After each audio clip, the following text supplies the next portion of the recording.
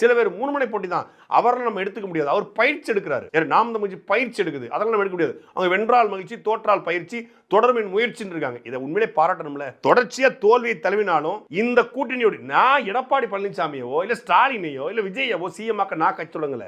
நான் கட்சி நடத்துவது என்னுடைய கோட்பாடு, கொள்கை வெல்ல வேண்டும், தமிழ் தேசியம் வெல்ல வேண்டும், இந்த நிலத்தை நான் மாற்றணும்னு ஆசைப்படுறேன்னு ஒருத்தர் நிக்கிறாரு. சும்மா மேடையில சில பேர் பேசுறாங்க. யாரு? திமுக கூட்டணியில உட்கார்ந்து நாங்கள் அடிபணிய மாட்டோம், நான் பதவிக்கு ஆசைப்படாதவன், நான் எதை பற்றியும் கவலைப்படாதவன், அடிபணிகிற அரசியலுக்கு ஆகாது. அப்புறம் எதுக்கு 2 சீட்டு 3 சீட்டுக்கு திமுக போய் நிக்கிறீங்க?